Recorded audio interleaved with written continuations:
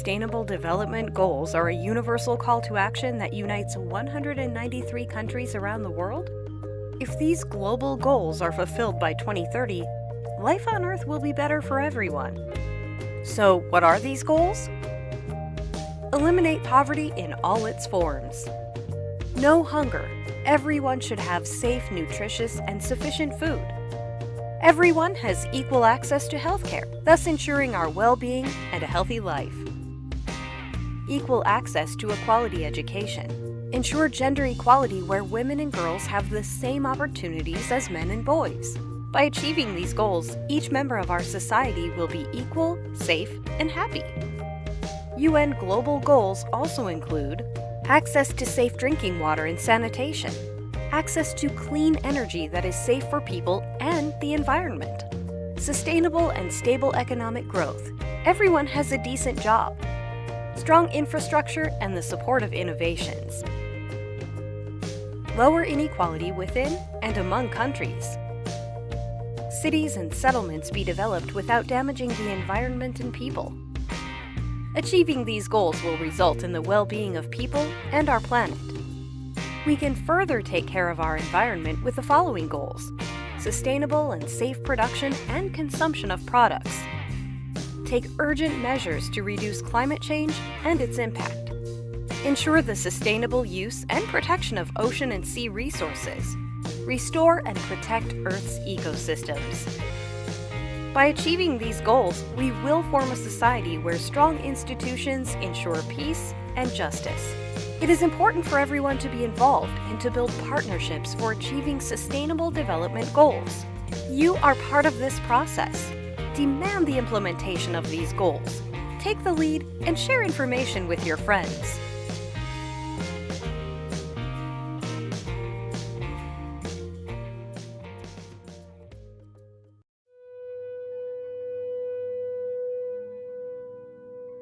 We can be. We must be the first generation to end extreme poverty. The generation Most determined to fight injustice and inequalities. The generation that saves the planet from climate change. And this is how it will get done. The global goals. a 15-year plan For everyone, everywhere. with no one left behind. We will live in a world Where nobody anywhere lives in extreme poverty. Where no one goes hungry. Where no one wakes in the morning asking if there will be food today. We will live in a world where no child has to die. Diseases we know how to cure. and where proper health care is a lifelong right for us all. We will live in a world where Everyone goes to school. And education gives us the knowledge and skills For a fulfilling life. We will live in a world where all girls and all women have equal opportunities to thrive And be powerful. and safe. we cannot succeed if half the world is head down. We will live in a world Where all people can get clean water. And proper toilets At home, At school. and at work. We will live in a world where there is sustainable energy for everyone. Heat, light. and power for the whole planet. Without destroying the planet. We will live in a world where economies prosper. And new wealth. Leads to decent jobs. For everyone. And we will live in a world where our industry, our infrastructure and our Best innovations. Are not just used to make money, but to make all our lives better.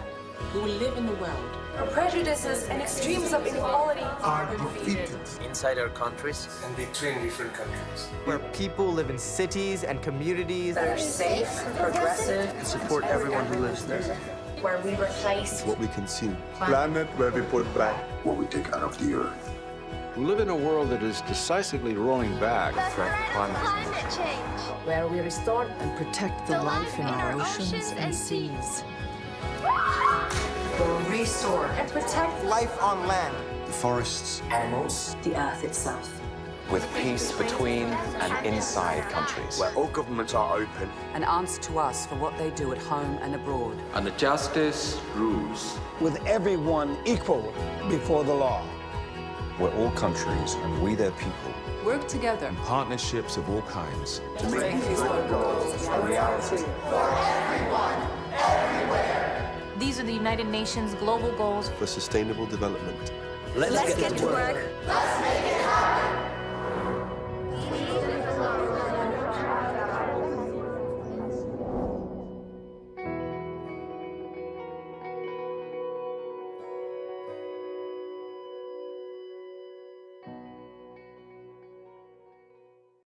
Did you know that the UN Sustainable Development Goals are a universal call to action that unites 193 countries around the world?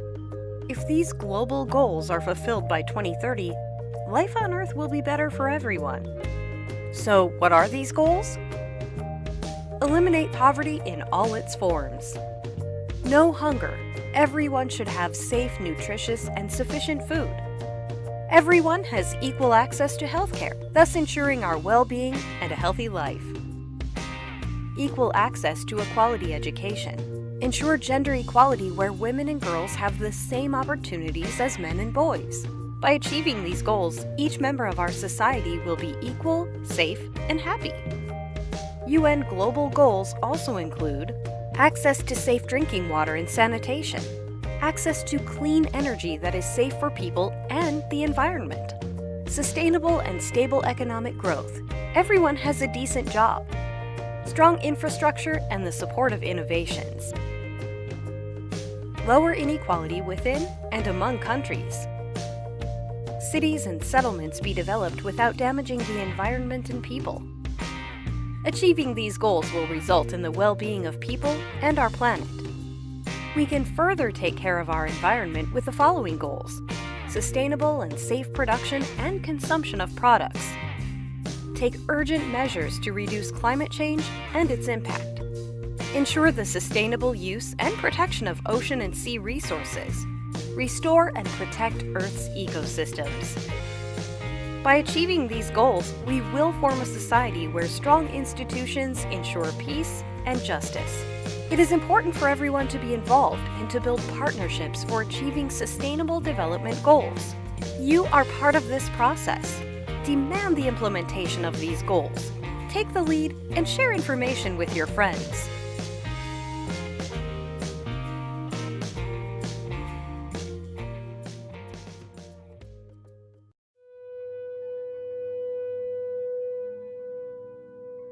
We can be. We must be. The first generation to end extreme poverty. The generation most determined to fight injustice and inequalities. The generation that saves the planet from climate change. And this is how it will get done. The global goals. A 15-year plan For everyone. Everywhere. With no one left behind. We will live in a world Where nobody Anywhere lives in extreme poverty. Where no one goes hungry. where no one wakes in the morning. Asking if there will be food today. We will live in a world where no child has to die. Diseases we know how to cure. And where proper health care is a lifelong right for us all. We will live in a world where everyone goes to school. And education gives us the knowledge And skills. For a fulfilling life. we will live in a world where all girls and all women have equal opportunities to thrive and be powerful and safe. We cannot succeed if half the world is held back. We will live in a world where all people can get clean water And proper toilets at home, at school, and at work. We will live in a world where there's sustainable energy for everyone. Heat, light, and power for the whole planet. Without destroying the planet. We will live in a world where economies prosper. and new wealth. Leads to decent jobs For everyone. And we will live in a world where our industry, our infrastructure, and our Best innovations Are not just used to make money, but to make all our lives better.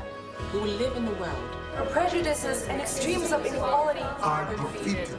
inside our countries. And between different countries. where people live in cities and communities that are safe, progressive, and support everyone who lives there. where we replace What we consume. Planet where we put back. What we take out of the earth. We live in a world that is decisively rolling back Threat climate change. where we restore And protect the life in our oceans and seas. or restore and protect Life on land. The forests. the earth itself. With peace between and inside countries. Where all governments are open. An answer to us for what they do at home and abroad. And the justice rules. With everyone equal before the law.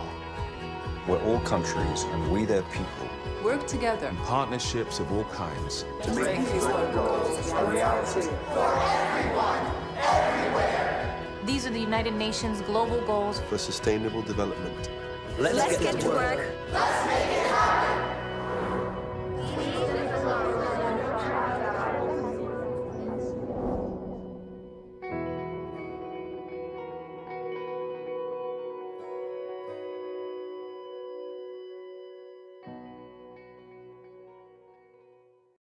Did you that unites 193 countries around the world? If these global goals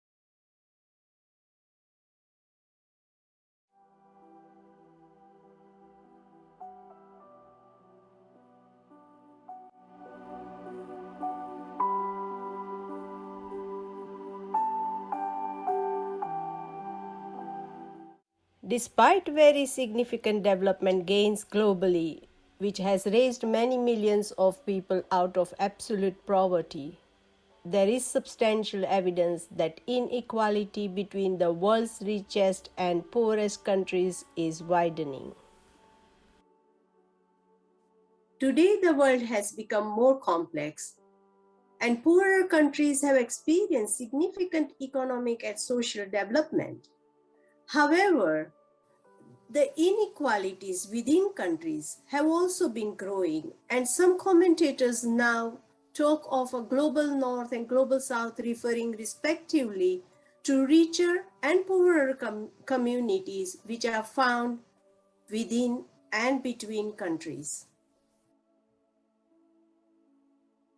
There are many causes of these inequalities, including the availability of natural resources, different levels of health and education, the nature of country's economy and its industrial sectors, international trading policies and access to markets, how countries are governed and international relationships between countries, conflict within and between countries, and a country's vulnerability to natural hazards and climate change. So most importantly, researchers are called upon to address the barriers to climate science in the global south. These culturally diverse nations of global south are united by common threats to their sustainable futures. Challenges faced in creating collaborations, partnerships across national borders and academic disciplines.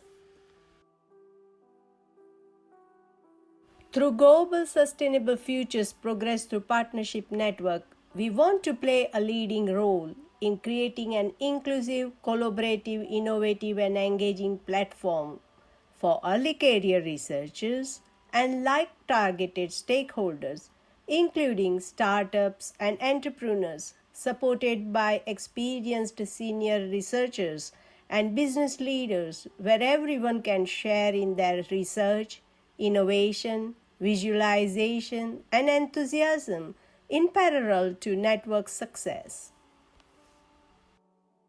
Our fundamental objective is to create a strong research environment, building to a multidisciplinary and multisectoral team of endogenous professionals that would be capable of pursuing and utilizing participatory and integrative approaches in solving public and environmental sustainability problems. Therefore, our priorities are empowering and capacity building, working with researchers to empower communities and individuals, increase independence and support to those who need it, give researchers and stakeholders the legacy of sustainable practices, fair and inclusive, improve economic and social and environmental equality, pursuing development which offers fair distribution and access to good quality life and working conditions. Networking and engagement provide an innovative and global-wide platform to make global sustainable futures progress through partnership network, an effective and well-connected network, transforming traditional society systems to more sustainable systems. And above all, it is sustainability. So, co-create sustainable and resilient development pathways to secure sustainable futures for all and everyone. So, the key focus is mobilization and engagement, building a community of practice, creating a strong leadership, and producing a critical mass of good practices. 800 coordinators from 105 countries have joined me. So I also call upon you to join us and co-create sustainable futures together.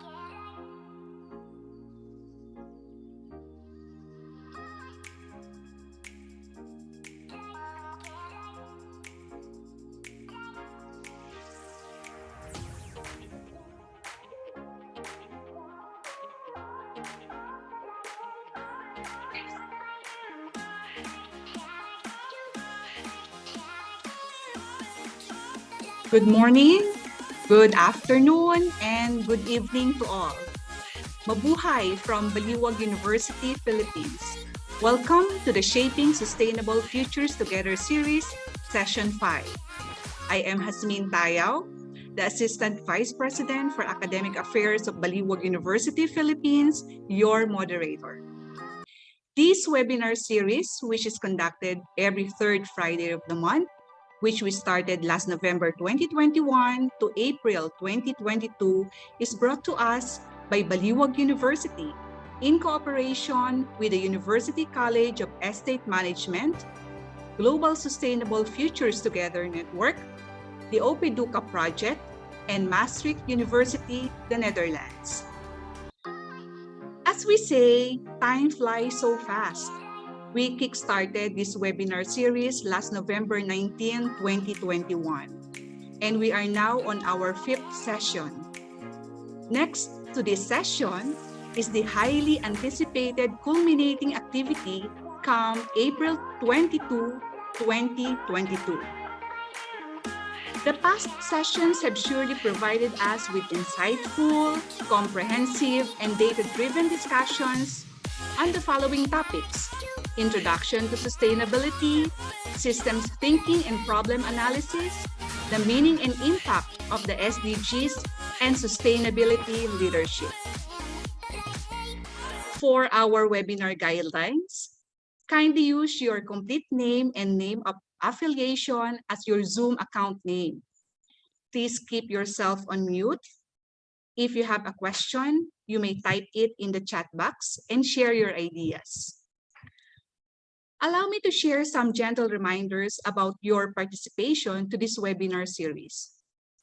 Shaping Sustainable Futures Together series is comprised of 6 online events or short workshop events.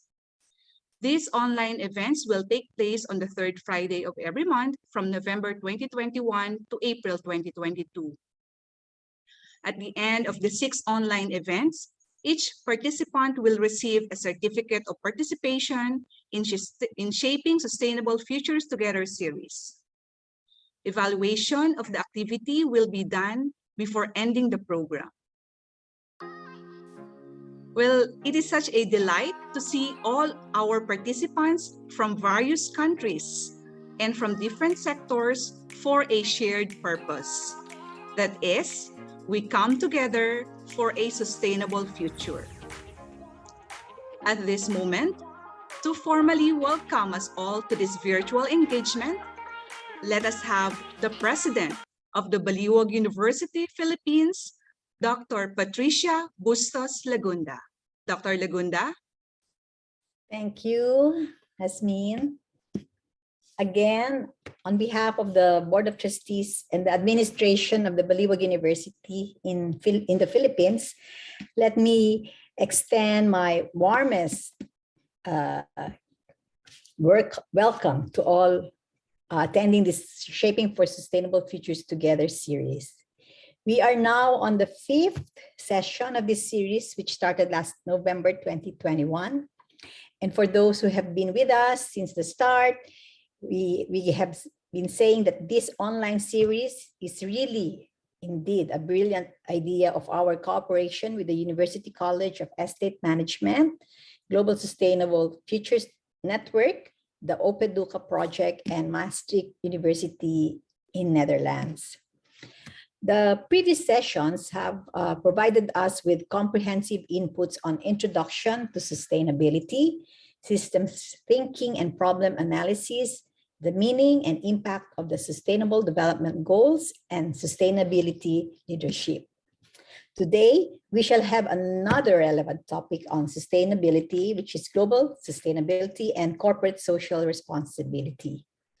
For the past 4 months, this series has been presented by a multidisciplinary alliance of scholars and practitioners, particularly our delivery team. And they are our visiting fellows for Baliuag University on global sustainability.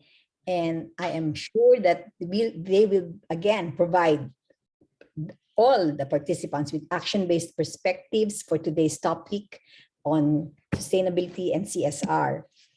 The interrelatedness of the 17 SDGs pose both inspiration and challenge for us to come together and unite all our efforts to achieve global sustainability, which indeed is tough and complex. But with our increasing awareness on this topic and our commitment to contribute to improve the quality of life of the future generations, we can gradually achieve global sustainability.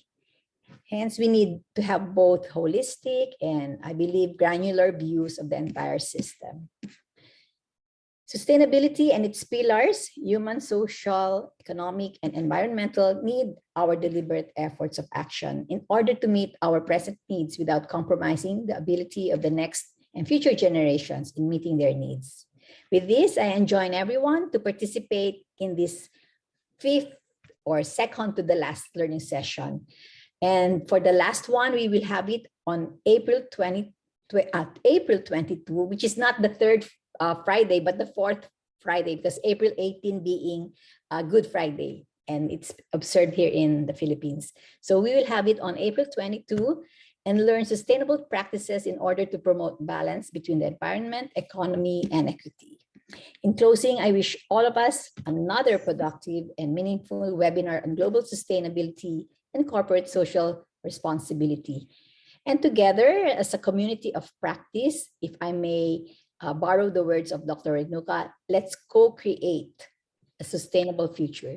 Thank you very much and stay safe, everyone. Thank you very much, President Dr. Lagunda. Indeed, all of us are looking forward to completing the remaining webinar that's on April 2022 and become agents of sustainable future. At this juncture, let me give the virtual floor to Dr. Francia R. Santos, Country Coordinator of Global Sustainable Futures, to introduce the Baliuag University Visiting Fellows for Sustainability, or the members of the delivery team. Dr. Francia. Good afternoon. So it's good morning and good evening in other places. So to all participants, GSFN, Baliuag University, Maastricht University, and Opituka Project. Good afternoon once again here in the Philippines. So welcome. So it's both a privilege and honor to introduce the delivery team of the fifth session of the Shaping Sustainable Futures Together series. Most probably, you know them because you have attended the past sessions. Our first speaker has been the Vice Chair of the Geneva-based Roundtable on Sustainable Biofuels and Biomaterials. And he is a member of the Committee on International Social and Environmental Alliance. He advises on sustainability strategies and implementation for companies embarking on their sustainability journey. So for today's session, his topic will focus on the subject of global sustainability, its relevance to business, and the development of CSR as a strategy for corporations to be seen to play their role as good corporate citizens in society and its evolution going forward. So let's all welcome Mr. Khoo Hock. Our next speaker is the founder of the Global Sustainable Futures Network. So currently, GSFN comprises more than 1,000 coordinators from more than 100 different countries. So these coordinators are coming from the academics. These are all academics, scholars, like-minded, system thinkers, innovation practitioners, change makers. They have creative voices from all disciplines who want to enable sustainable transitions for future generations in line with the UN Sustainable Development Goals. The network aims to forge connections outside of academia through institutionalizing university partnerships with government and communities in addressing pressing challenges and transforming societies. So Dr. Thakore's lecture will centralize on sustainability, focusing on low carbon, net zero baseline 2050 scenario, CSR environment management, and health system. So ladies and gentlemen, please welcome the main author of the Shaping Sustainable Futures Together series, Dr. Renuka Thakore from University College of Estate Management, United Kingdom.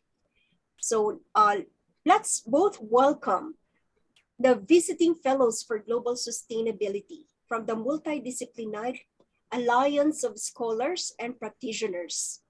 Mr. Khoo, the convener for Global Sustainability Summits and Dialogues, Global and ASEAN Green Chamber of Commerce from Malaysia. And Dr. Renuka Thakore, the main author of this SSFTS, the Together series. So we are so thankful for the generosity of our visiting fellows for global sustainability, for sharing their expertise on how to shape sustainable futures together.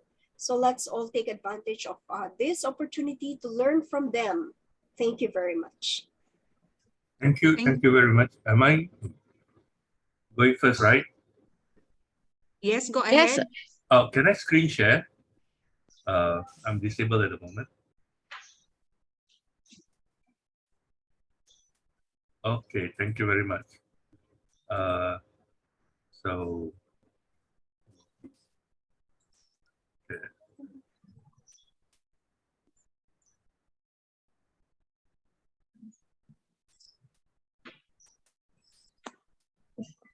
Stop sharing. Okay.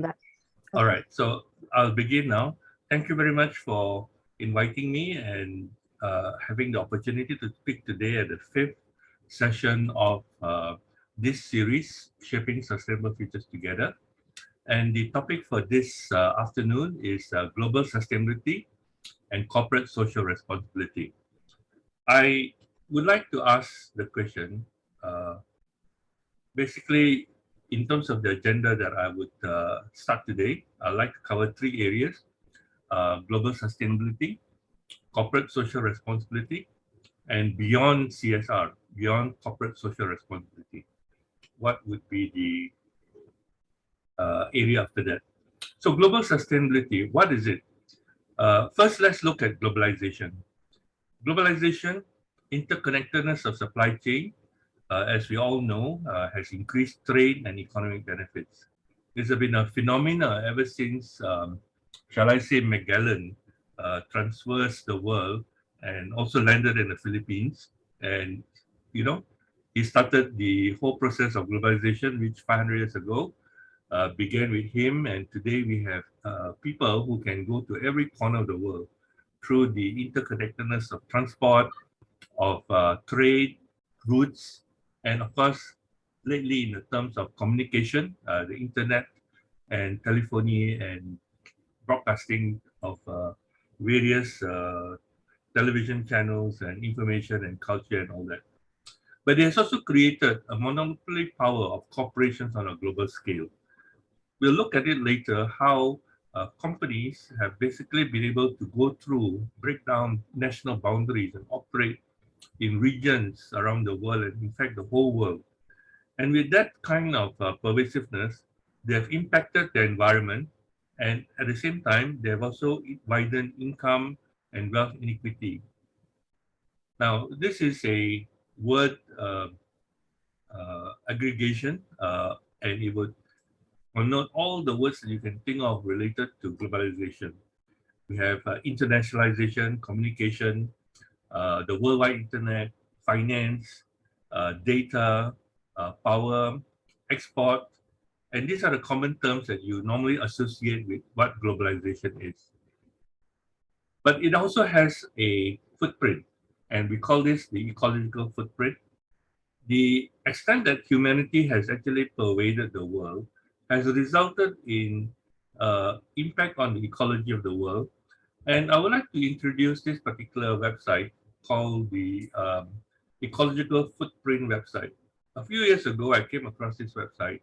It was created by a group of people who wanted to measure how much impact all activities have on the ecology of the world. As you can see, we have basically processes on the demand side. The ecological footprint measures the ecological assets that a given population of product requires to produce the natural resources it consumes, including our food, our fiber products, livestock, fish products, timber, and even space for urban infrastructure. And of course, to absorb the waste, especially the carbon emissions. On the supply side, the nation represented the capacity of the country to have its ecological assets offer this kind of products. So in these areas, if left unharvested, can absorb the waste we generate, especially our carbon emissions coming from fossil fuel burning. So it encompasses every aspect of life, from energy, settlement, timber, paper, food fiber to seafood. And this, in a way, measures how much we are using up all our resources. So they have a very unique way of looking at this. And this is to look at what we call an Earth Overshoot Day. Imagine the world's ecological deficit is regarded as an overshoot. So that means to say, if we have one Earth, and if we have been consuming resources, we have been consuming today up to 1.75 Earths to provide the resources we need. This is based on the 2022 edition of the National Footprint and Biocapacity Account, which they have studiously taken into consideration. So it needs, what this means is that it takes the Earth 1 year and 8 months to regenerate what we use in 1 year. So you can imagine, we are actually consuming more than what the world can biologically or ecologically produce. So humanity uses more ecological resources that we can regenerate, and we have been overfishing, over-harvesting, and emitting more carbon dioxide into the atmosphere than the forests and the oceans can sequester. Oceans too, because algae and plankton, basically all the green vegetative life on the oceans, basically also sequester carbon. And they haven't been able to keep up with the activities that we have been generating on this Earth. So this is a very important way of looking at it. They started doing this in 1970 on this left-hand corner here. And at that time, we still had enough resources for one Earth to produce everything that we are consuming. As you can see, it got worse and worse. The Earth Overshoot Day went from December in 1972 to November in 1978, and then it retreated for a while in 80. This usually associated with the recession years.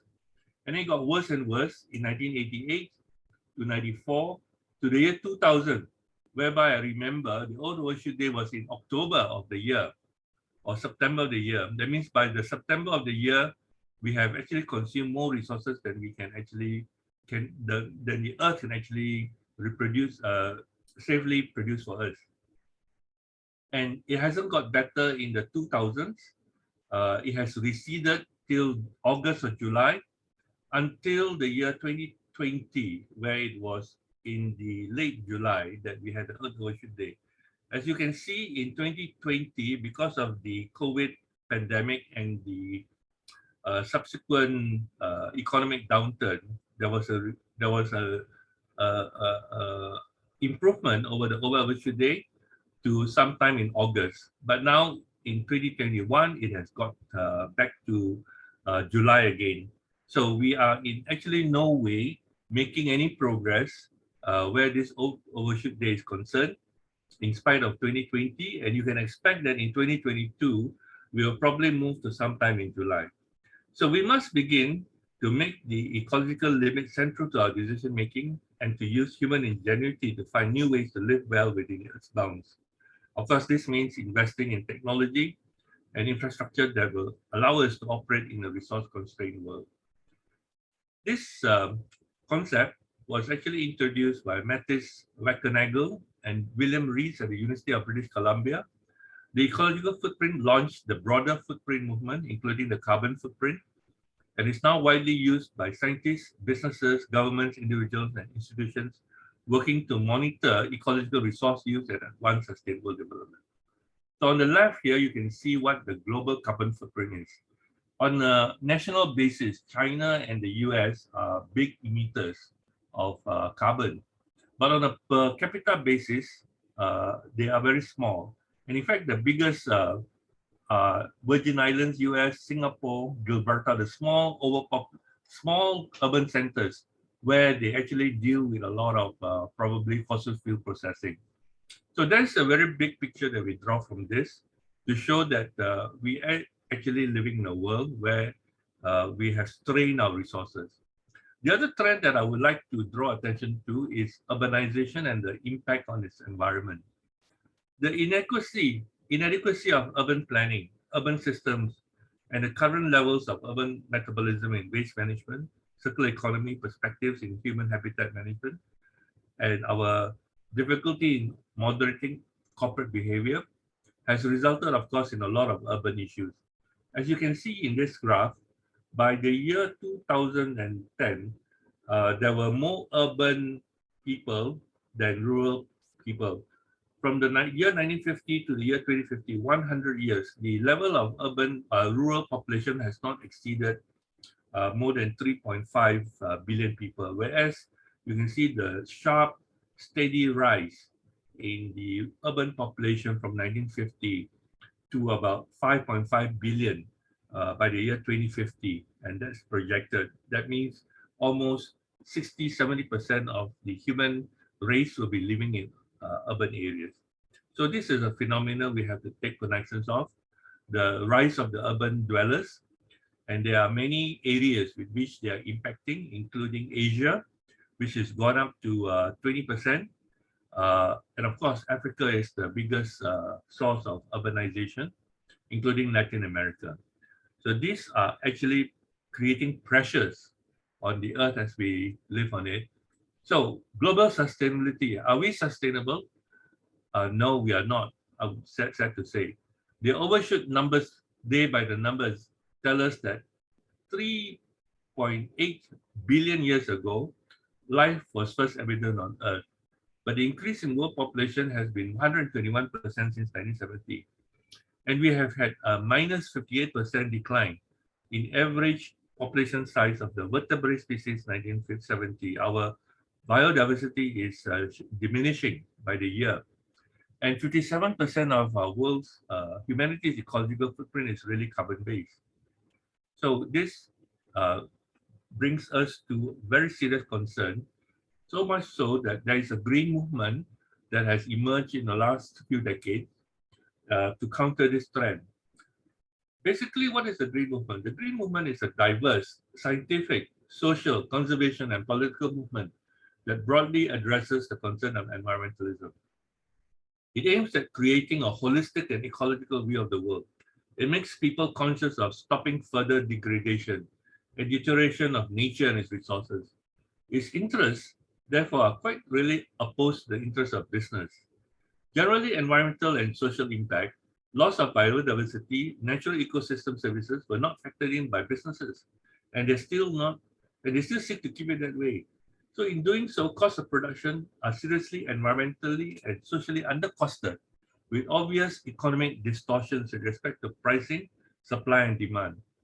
We have a website, I put it here, True Price, of a organization which is a social enterprise, and basically they offer methodologies and they offer ways of calculating the true price of commodities and products that we have. I think they did a sample in coffee, which I'm not going to show here. You can go to the site to see for yourself.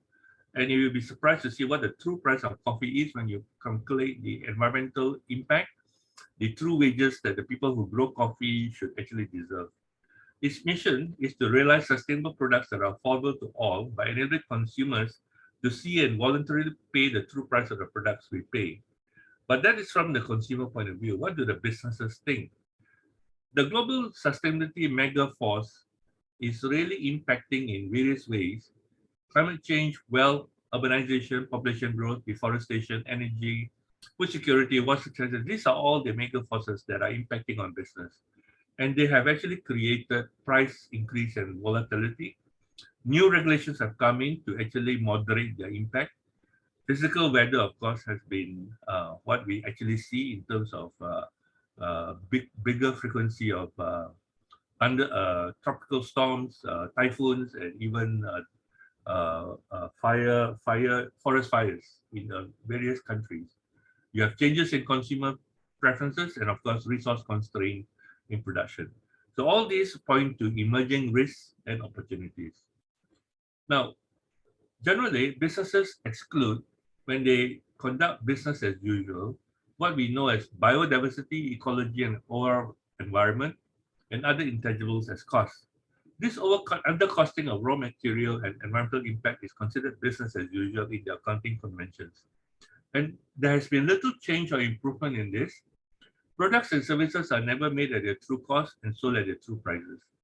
So businesses are never really evaluated at their true viability, taking outside of the boundary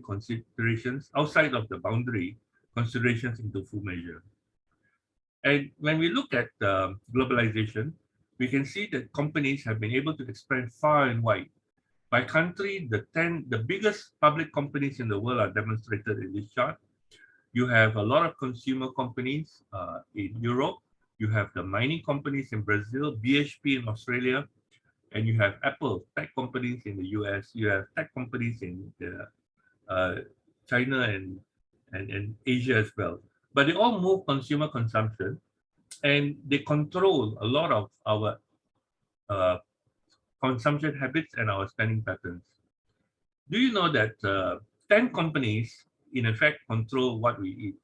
So these 10 companies, from Nestle, PepsiCo, Kellogg's, Mars, Danone, Unilever, Coca-Cola, basically they own all these brands.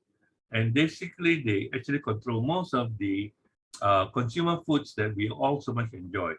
And they have actually improved and increased their marketing and their reach into the consumer population to such a great extent that we can't think of doing without any of this. But do they care about pollution? As you can see here, plastic pollution is one big example of the effects of such great globalized multinationals working across the globe. And they actually use this in terms of packaging their products to make it attractive, either in bottling or in single-use plastics. But pollution is a real big consequence. And with the pressure from non-governmental organizations, a lot of spotlight or focus has been put on these multinationals and big corporations around the world.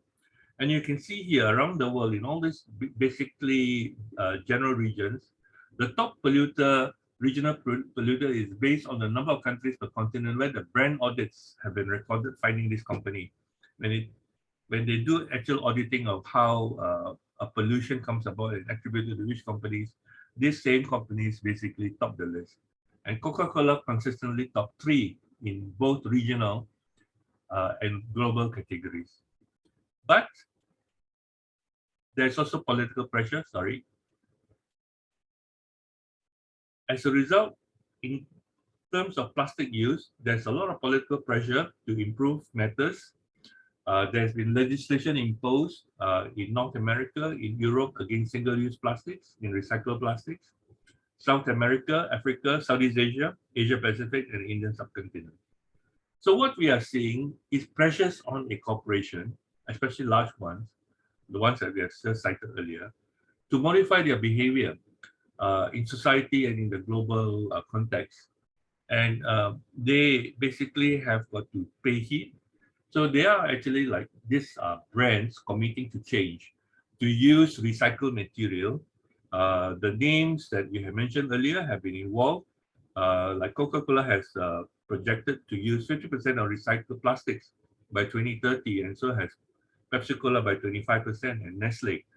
So what's actually creating the impetus, apart from political NGO pressure, to look at this? This is the circular economy schematic, whereby they want to look at how they can perhaps gain a better profile with regard to society and the consumer, and in terms of their own manufacturing economies and efficiencies, by taking away waste material from the disposal stage of their whole consumption pattern, and either reusing, remanufacturing, or refurbishing, or recycling back into the whole process.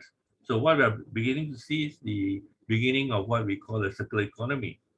And this are actually strategies which companies can use to lessen their various impacts on the environment. And we look at this because we can see that a lot of these companies work within what we call a system boundary that determines its incoming material and processing costs measured within the boundary, set against the revenue streams from outgoing sales and products, thereby resulting in what they call a calculation of profit gain. I covered this in earlier presentations. I just like to repeat it now because I think it's relevant. So usually profit maximization requires to treat all externalities outside the system boundary as free or without cost.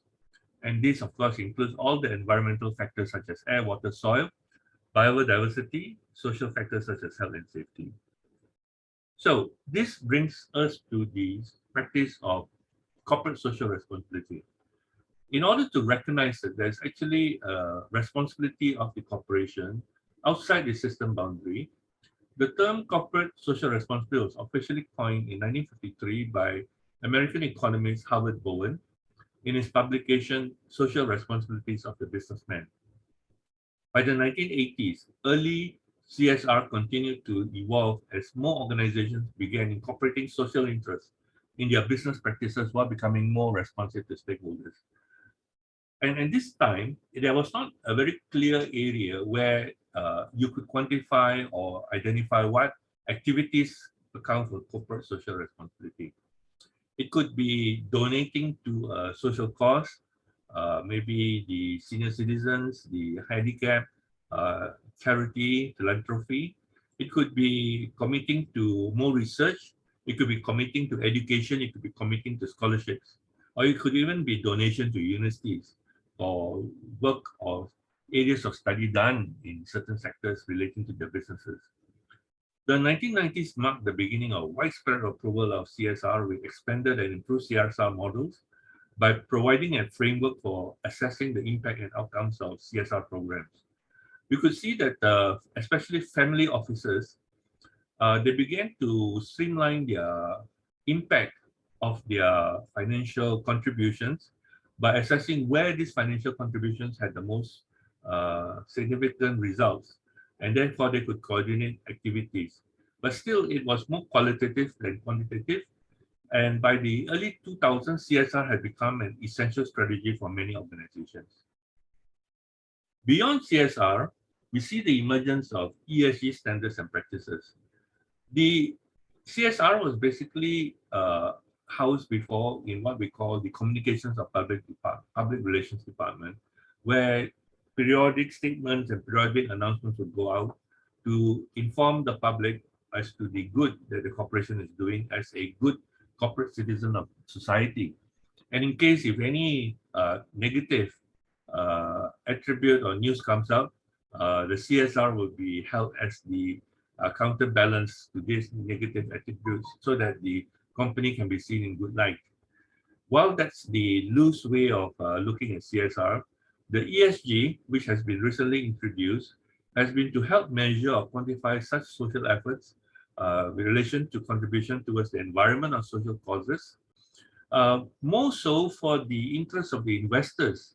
We're now looking at the investing community, the financial community, who are very interested to see what companies have been doing in these areas of environmental, social, governance criteria, so as to improve their public performance, over and above that being that of a good corporate citizen. And they want to apply these non-financial factors as part of the analysis process with which to identify material risks and growth opportunities. Now, this is very interesting. Companies are now identified for what risks they might bear or they might pose to investments. So investors and financiers are now looking at how much of a risk to the environment, to the portfolio that they have, that if they continue to invest in these companies. So this ESG criteria focus on quantitative results that help investors make better decisions about the risks and ethics of particular companies. Now, they come in the form of reporting, which help consumers decide which businesses to support as well, and which not to. and giving them an indication if a company's practices are aligned with their own values. So now we see companies looking at aligning or realigning their values with that of consumers who feel that protection of the earth and social values are important. So ESG metrics have a quantitative performance indicators aligned to particular ESG criteria. And the other trend that I wanted to note is that ESG also grew out of the other environmental and health and safety practices that a company engage in. There are a lot of companies that maintain environmental, occupational health safety, community health safety. So there were actually departments within companies that look at these aspects of it. ESG is broader. Of course, they look at matters and issues outside within the company, but as impacting outside the company as well. So you can see this overlap between ESG and EHS. But both affect the environment, both affect the social, and both affect the governance. And the areas of commonality look at pollution emission, the high hazards, and the negative impact of health hazards that might have on the environment or even their workers. And of course, the last one, the governance pillar, is basically to look at how board structure, executive compensation, whether it takes into account the disparities between the minorities and across gender, and whether they look at issues like bribery and corruption, political lobbying practices, whether the company engages into that. And this goes over to procurement practice, risk management, and of course the internal integrity of the company in ensuring health and safety among its workers. So this leads us to the next area, which is the pathway with which companies now think to undertake to attain ESG compliance. And every company looking into this is already going way past the corporate social responsibility. In terms of that, the company has to look and engage with its stakeholders. And by stakeholders, we mean not only the shareholders, not only its employees, but also the customers, also the supply chain input suppliers who basically provide the raw material and the intermediate products that the company uses. And of course, everybody engaged in the entire supply or value chain of the company. And not only that, stakeholders also include all those areas, communities that are impacted by the company's activities, including communities affected by, let's say, pollution, as we saw earlier, or plastic in the environment. That includes nature, biodiversity, and the consuming public. So looking at the next step, they have to identify where the hotspots are, the areas of issues. They have to set targets. They have to look at improvement plans, track progress, communicate results to shareholders, and create a feedback loop for continuous improvement. So this is a cycle that looks at how to adopt ESG compliance. There is now a new area called corporate political responsibility, CPR, over and above CSR. This is very interesting because in certain countries, corporations not only have to look at their social responsibilities, but they actually basically try to influence lawmakers, politicians, into promoting laws that basically favor them. So, indicator of whether a company is exercising good corporate political responsibility is indicated by their political spending. What do they commit to lobbying and advocacy? Is it for the greater good of society, or is it for the advancing the corporation's narrow interest? So this, is a new element. It's happening in the US at the moment.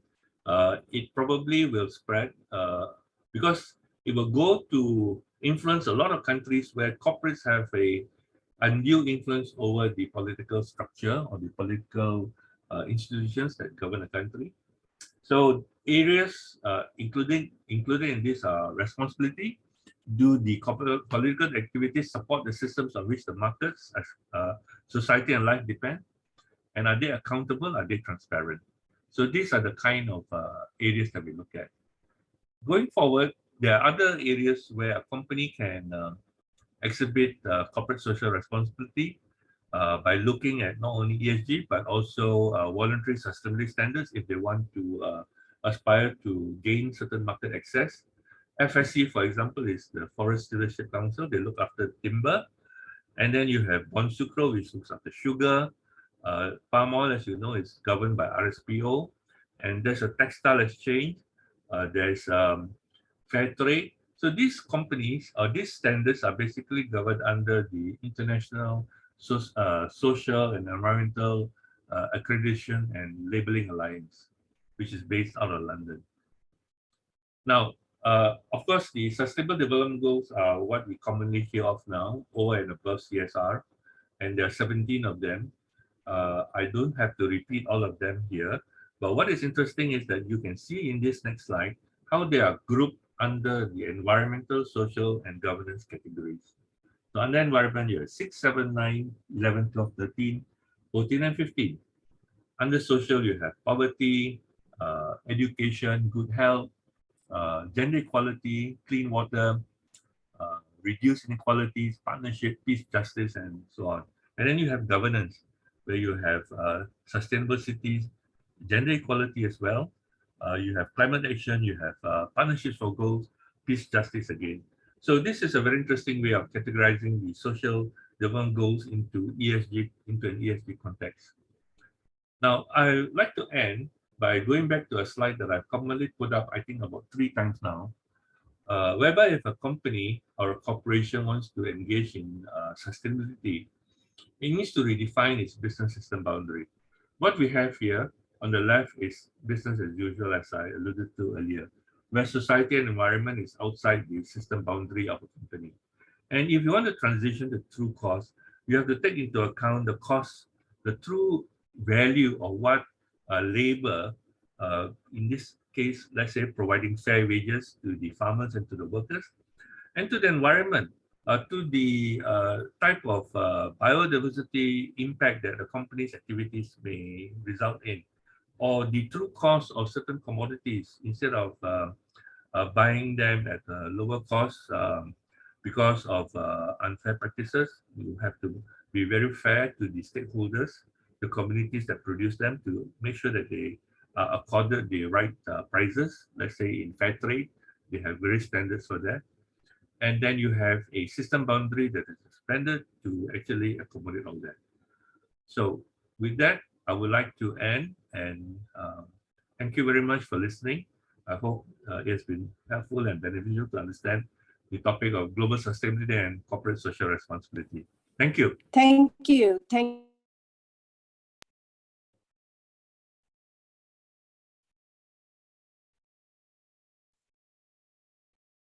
Okay, thank you, Mr. Khoo. Yes. So I think we're now ready for the topic care of Dr. Renuka Thakore.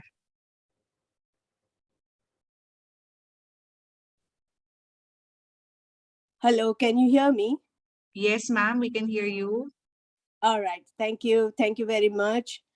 So everyone, just I'm really sorry that I won't be able to show my face today. I have a power cut, so I'm connecting through phone, and I was very fortunate actually to compile my slides and send it to Rina, and we are able to share my slides also.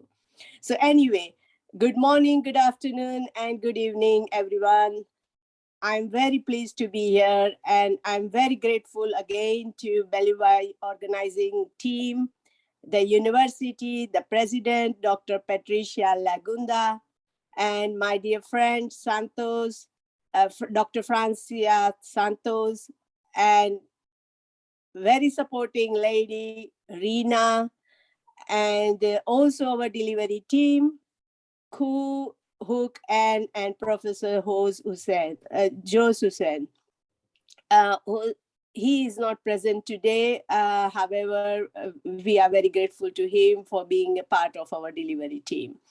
So thank you, Khoo. I think your presentation took us through the journey of global sustainability global issues and global sustainability. Please move the slide, please. Thank you.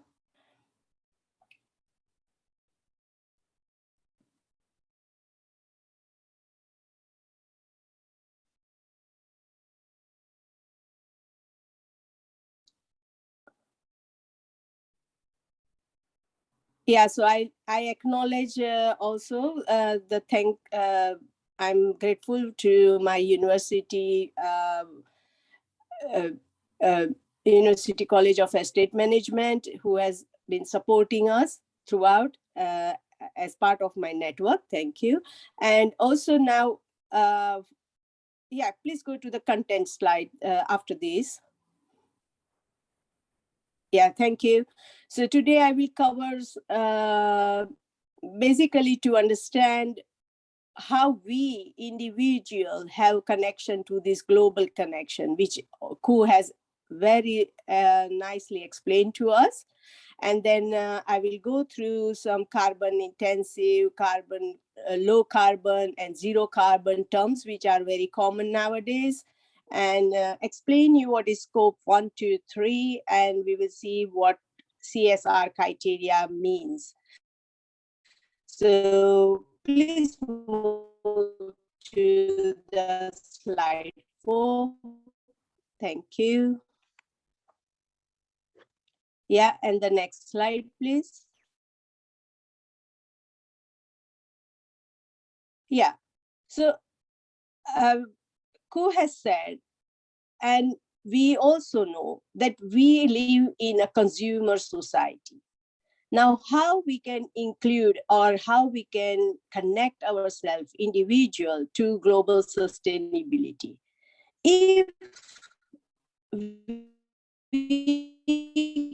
come out of that consumer, our actor, we are actor as a consumer mainly, and we think about convenience, popularity, immediate value, and disposability. What I mean here, that if you are trying to buy any product, it's interested in knowing to you, right? In a way of anything, it may be like you wanted it to be the best product to you.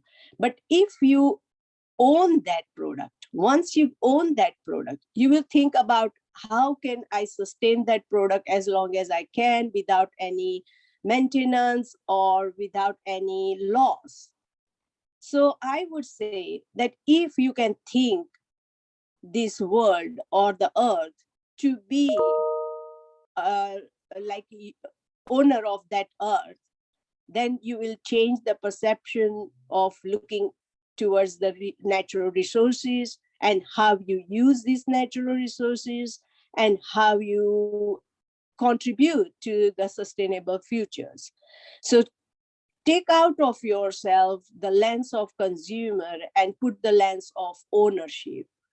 And if that is the change in you, then I think we can internalize all these problems and we can plan ahead of how we can restore back, protect and conserve our, and restore back our lost environment. As already, I will be touching on that overshoot day also later, but let me please go into detail of how this our individual to global connection is. So move to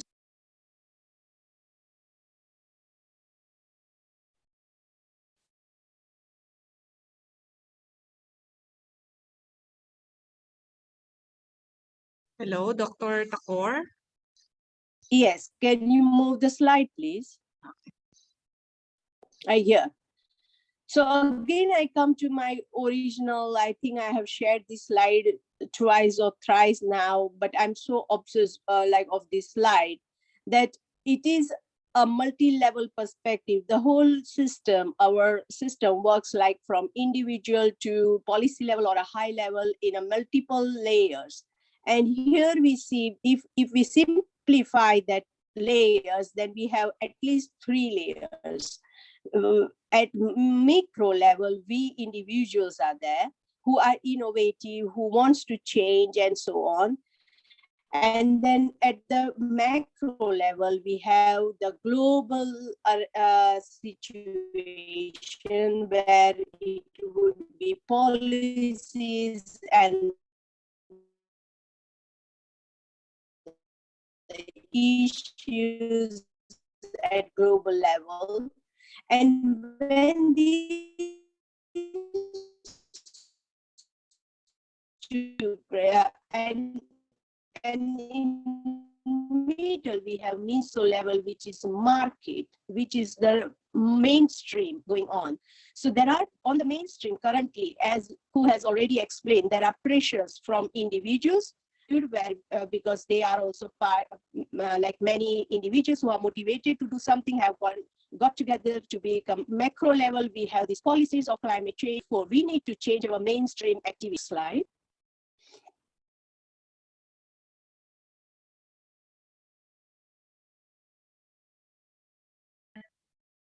Hello, Dr. Thakore. I think there is a concern with regards to your audio. Hello. Yes. Yes, I am. Or the internet connection. I have very low internet. Yes, I have very low internet connection. So just can you change the slide, please, now? Yeah, thank you.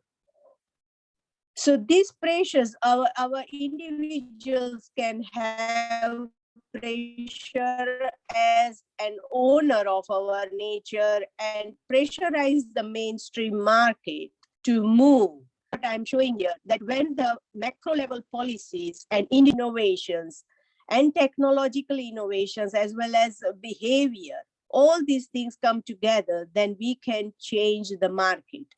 So can we move to the next slide, please?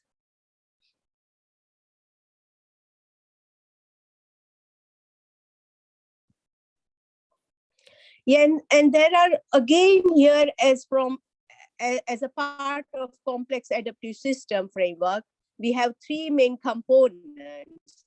And again, I would say that we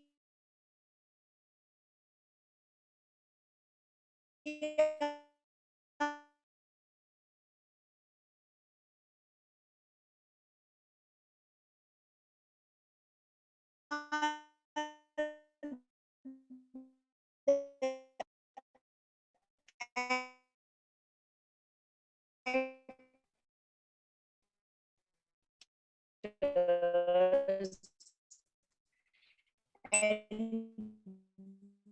we form the Hello? internal system. Yes, And Dr. Thakore, excuse me. Ma'am, we cannot hear you clearly.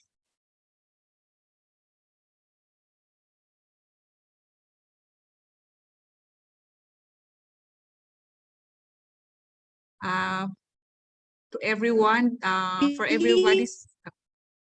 Yes, Dr. Thakore, please go ahead.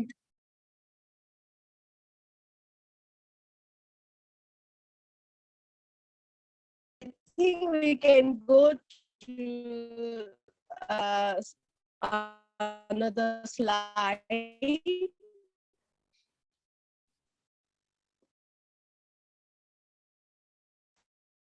And so as Khoo has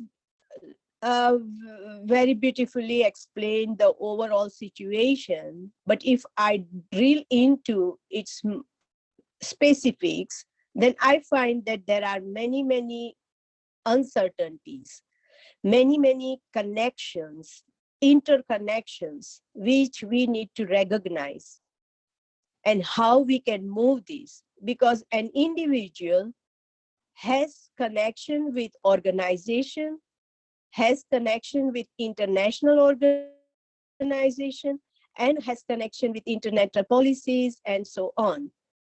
And so we need to understand these connections. We need to move forward, understanding its uncertainties. Uncertainties are also very getting like increasing day by day. As for example, you have already seen with climate change, COVID, and then war. So you don't know what is coming in future, and therefore you need to adapt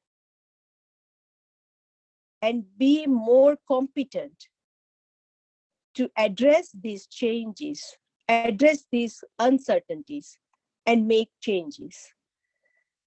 So please go to second slide, please. Next slide.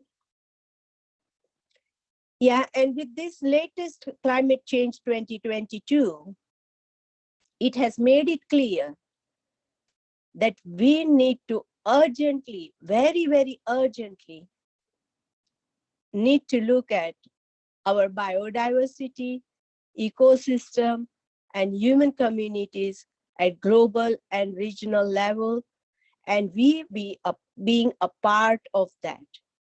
And so here again, I'm talking about ownership, taking ownership. So next slide, please.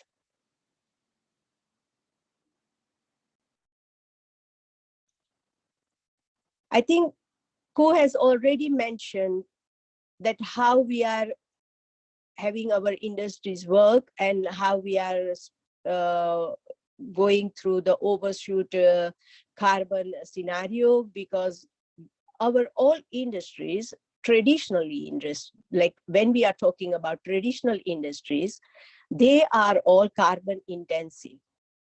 So what I mean by carbon intensive is like they are burning fossil fuels, releasing chemicals into the atmosphere, reducing the amount of forest cover, and the rapid expansion of farming, development, and industrial activities all have contributed to releasing carbon dioxide into the atmosphere and changing the balance of the climate system.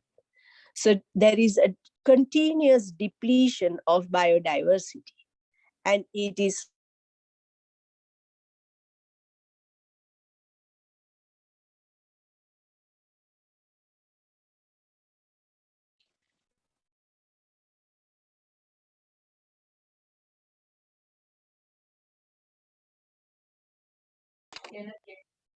Hello, Dr. Thakore.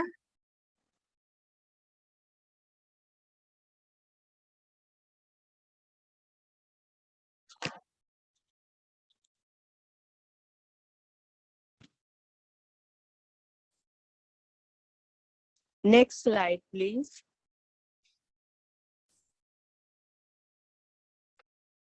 Yeah, and our carbon emissions is like multiple of people, services per person, energy per service, and that makes our carbon emissions per unit energy.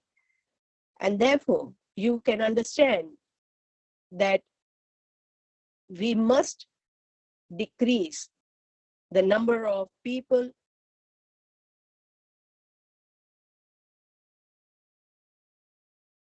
using our services and energy use and so on. Either we can reduce it or we can reframe it in a sense of we can reframe the services which could be sustainable and better for us. Next slide. I can skip this slide because Khoo has already explained this nicely. So next, please. And so what low carbon activities we can do individually? We can stop using fossil fuels as much as we can. That is cycling or sharing the car and so on. We can also generate less rubber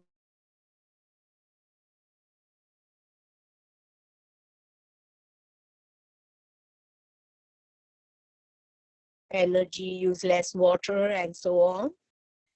And we can also contribute towards developing energy sources from renewable energies. So change the slide, please.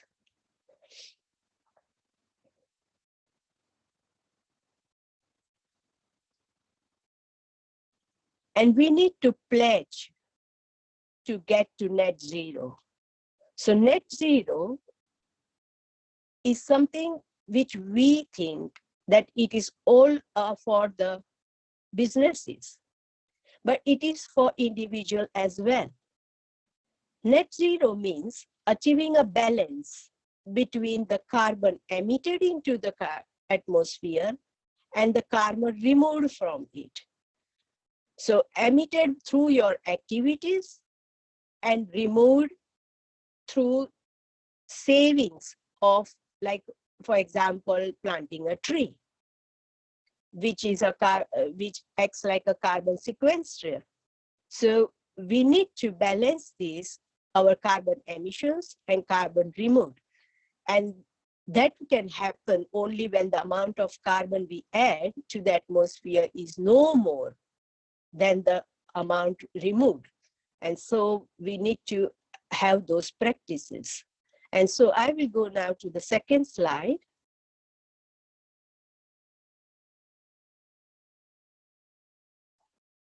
And this is specifically for organizations we used as a part of greenhouse gas protocol. However, it is applicable to an individual as well. Scope 1 is the direct carbon emissions which we create by the use of energy at site, in the sense of in our house maybe. And then scope 2 is the energy which is coming through the electricity to our house. So electricity is coming as a part of generation from powerhouse. Maybe it could be anything like renewable or non-renewable. And therefore we must go for renewable mostly, that is wind energy and so on. But at home, when we have scope 1, as I said, direct, we have direct control on it. We have to try to use less energy as possible, less water as possible, generate less waste as possible. And that can provide us, within our control activities, we can do a lot more.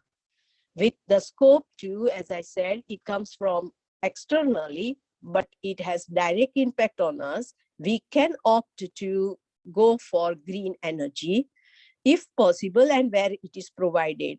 For example, in UK, we are allowed to go to green tariff, which means that the electricity comes from a renewable source, and that is possible.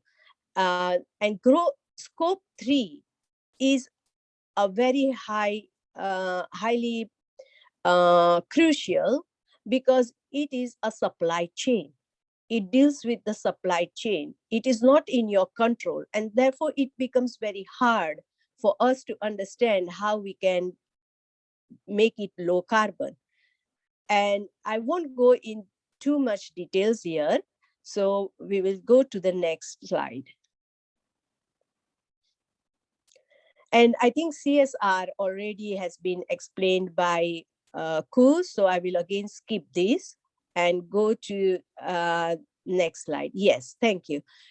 However, what has happened with CSR, as you have already seen from Khoo's presentation, that it has been quite widely debated, and the scope of CSR has been increased a lot.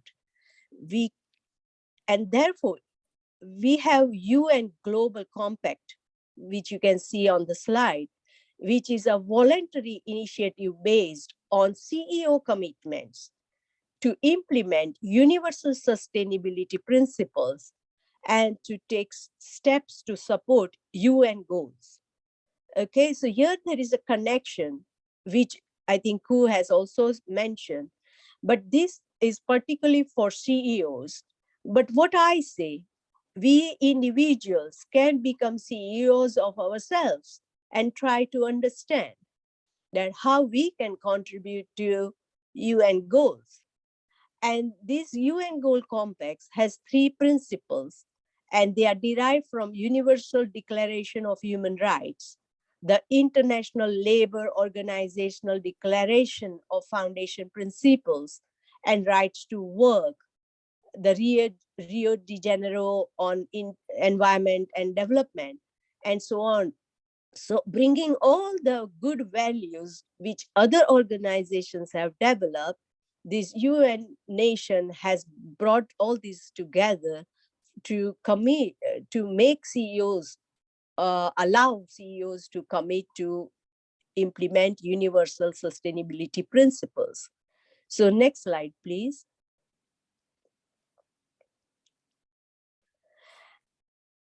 And this is just showing you the International Labour Organization, which I already mentioned. They have also tied up with the Universal Global Compact, and we have to value their standards. We have to implement them within our organization, and or within our work, I would say any activities, and which means that promoting opportunities for women and men to obtain decent and productive work, conditions of freedom, equity, security, and dignity. So next slide, please.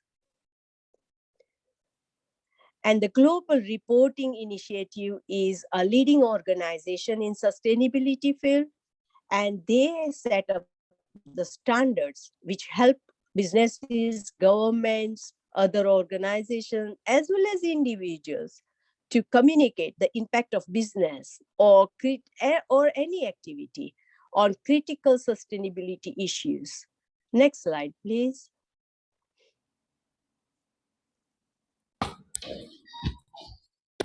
And ISO 26000 social responsibility is one of the latest standard developed.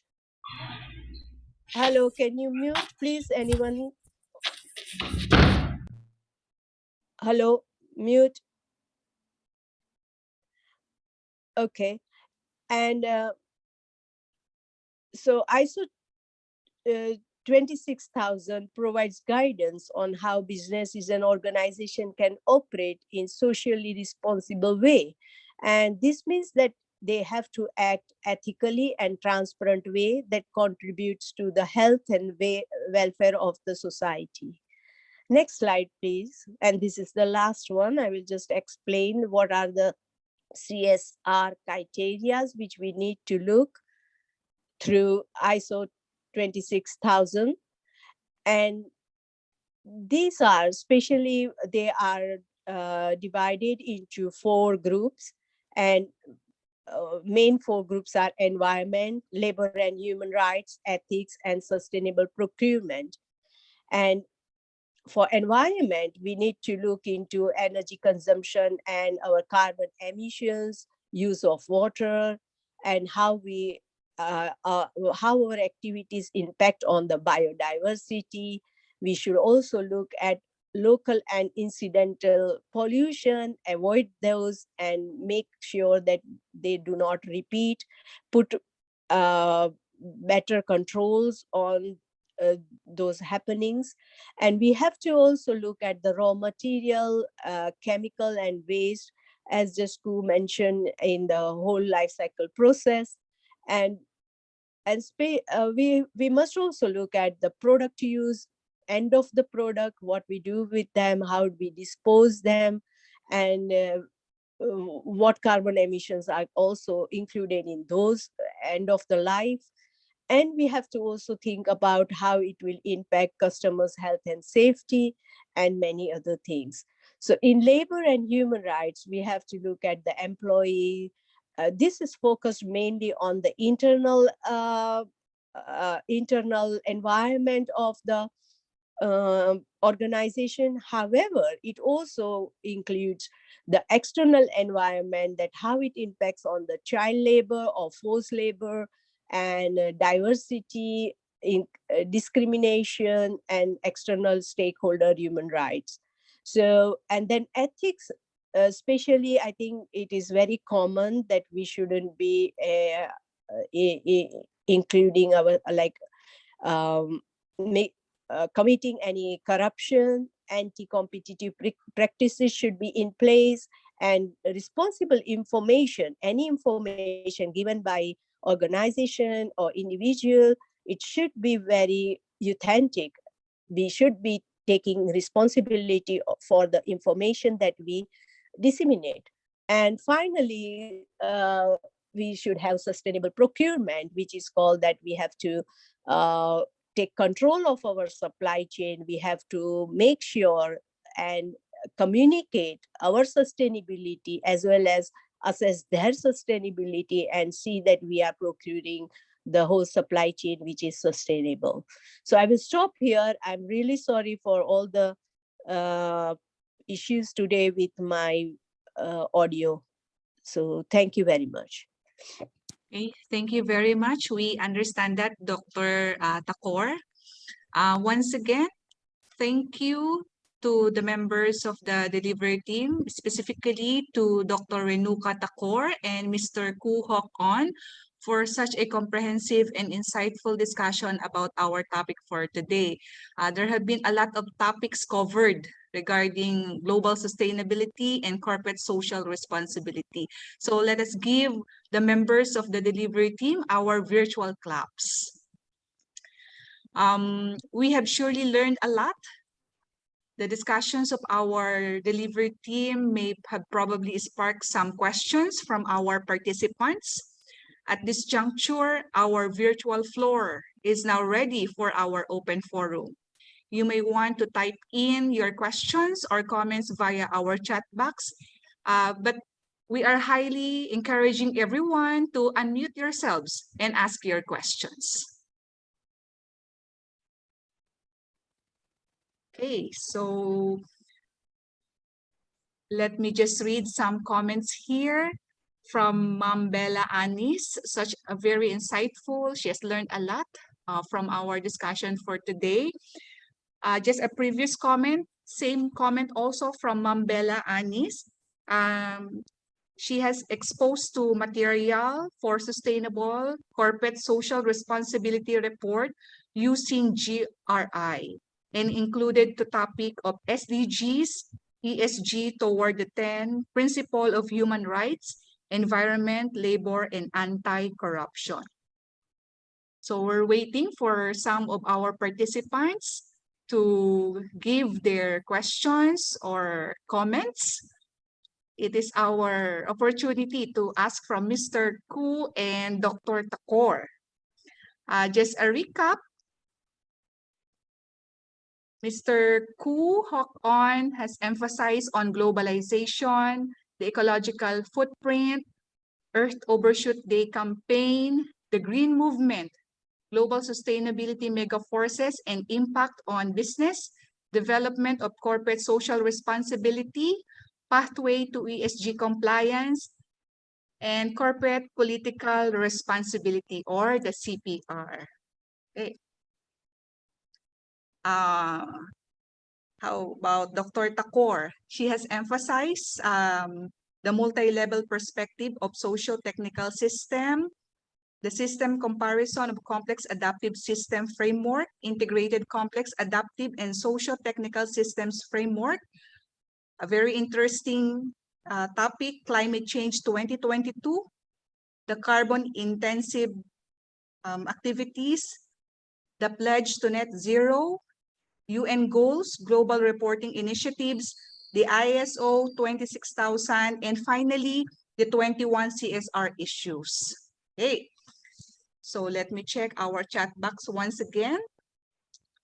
Do we have some comments or questions from, okay, we have one from Sir Tusha. Would you like to unmute yourself and ask your question to our members of the delivery team? Yes. Okay. Yeah. Yeah. Okay. Go ahead, sir. Yeah, thanks a lot, sir. Actually, my question is regarding corporate political responsibility, which Professor Khoo has actually explained much more. I need to know what are the practical aspects wherein private sector actually gets involved in this, and how they can channelize, what are the key actions that can be taken by private sector, because as we know that they have more impact on government sector, and if they can channelize this, I think the net zero whatever we talk about, that can be energized more. So what are the possible actions and what positive way we can utilize it? That's it. Thank you. Can I answer the question, Jasmine? Yes. Yeah. Okay. This notion of corporate political responsibility just emerged out of the U.S. very recently. As you can imagine, in the U.S., there's a lot of lobbying going on, and the lobbying by private sector corporates to influence the lawmakers and policies is the focus of this movement, corporate political responsibility. So the NGOs or the people who mooted this wanted to see that the corporates who lobby the lawmakers do it responsibly. That means they shouldn't do it for their own selfish corporate ends, but they should lobby or resist lobbying for their own corporate ends. But look at the overall general laws, whether it's good for the country, whether it's good for society, and it is beneficial, and it's just against that aspect. So there was a survey done between all the companies that has lobbying influence in the lawmakers or the political institutions. And it seems that companies such as the extractive industries, the mining, the fossil fuel, the companies that actually hurt the environment the most are the most active in lobbying, in providing money to the lawmakers. So that makes sense, right? Because they want to protect their interests against the interests of society and environment. So your question is, what can be done by the private sector to encourage this more? It's very interesting. On the other end of the spectrum, tech companies and consumer companies that know that they have got to play a role in balancing the interests of corporations and society. So they don't do this kind of what we call negative lobbying, but they lobby to have maybe equitable outcomes. If you remember, a lot of laws are basically compromises between the corporate sector and the social sector. So they basically take a very responsible and well-balanced approach. In this particular case, the corporate political responsibility is a movement created in the US, and it happened to be financed by a family that was in the timber and sawmilling business. So they made their money, they want to do good, so they provided the funds to do this research and to advocate this kind of activity. So different companies are at different stage of their maturity. Certain companies have already been successful, they have inherited a lot of wealth, they may have family offices, and this kind of money can be channeled for such purposes. They do a lot of research, like I mentioned, the research that shows which companies have the most lobbying finance impact. I'm sure in India and Philippines, even in Malaysia, you have all these things happening. So not enough studies, not enough clarity, not enough exposure, not enough transparency is created as to the influence companies have on the political institutions of the country. Maybe if you can finance, or we can finance, the private sector can finance such activities in Asia particularly, and create more transparency, which companies do more, do less in this respect, I think that will be a very helpful step forward. Maybe it's time to bring this kind of consciousness up to mark in Southeast Asia, or Asia for that matter. I hope I answered your question. Thanks a lot. Thank you. Thank you, Khoo. I think we can just add on that, like, as you mentioned, that's true that, private sector has a very good position here to influence political policies and regulations. So it is definitely a job of research here, and also transparent reporting, that once they have implemented anything, then they should try to identify what issues were there. whether they were highly burdened on financial activities, or they were burdened on just documentation, or is it just the process where you document things but nothing is changing, and so on. So if those impacts, or what is the impact of current regulations, if they are documentized and evidence is provided to the government, then they would be able to change it. Particularly, it should be scientifically, in the sense of having some evidence with it. And if that evidence is provided to them, I think we can make a lot of change for other people who are trying to follow those changes. Thank you. Okay, thank you, Sir Tushar, for the question. And of course, for the answers coming from Sir Khoo and Dr. Thakore. We just have here some comments saying their appreciation to the members of the delivery team from Dr. Estelita Hoson from Baliuag University. Thank you, Dr. Thakore and Mr. Hock and Khoo, for the information you've shared, as well as Ashish, I hope I pronounced the name correctly, Kelkar. Thank you, speakers, for enriching knowledge in CSR activities by corporate sector. Okay. Right, so some more comments. Okay, so I think this is a question. Ma'am Clarissa Floresca, would you like to kindly unmute yourself and ask your question? Thank you for the opportunity. I am not sure if I can be heard. Yes. Well, yeah. Yes, I yes, you can be heard. show the, I cannot just show the video or my camera because there's some problem also with the internet. Okay, no worries. So of course, I thank the two speakers, Sir Khoo and Dr. Thakore, for all these things that we are learning and relearning. And my question is that, is it possible that a greater part of the CSR of the companies can also focus more on funding, raising awareness, programs like that? No, I'm sure they do, but perhaps more of those for the young people, the grade schoolers, even the high schoolers, and researchers of science high school scholars, like people like in the Philippines, we have Philippine Science and all the Philippine Science across the nation. We have many very good high schoolers, even if they're not in a science school, but they have all this in mind. As long as we make these young people aware of what can be done still in our environment, I'm sure they will have that kind of thinking. How, of course, we already know that how we can, there are many videos already to help many people have a better environment and also help the environment. But then also of these, I think, for the scholars, for those who can become leaders later on, they're made aware of these things earlier. And if exchange programs with other universities in other countries, it's possible that we can have a future. Thank you. Thank you very much, Clarissa, for asking the question.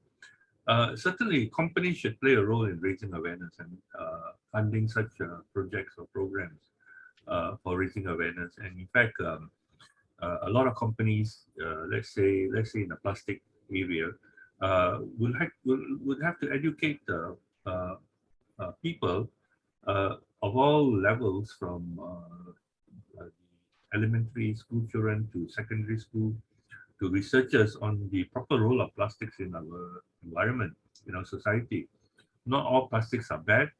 Long-term use plastics can have a very good case made for them, but it is the habitual part of the wasteful part of single-use plastics that maybe we need to be aware of, and how to minimize our use.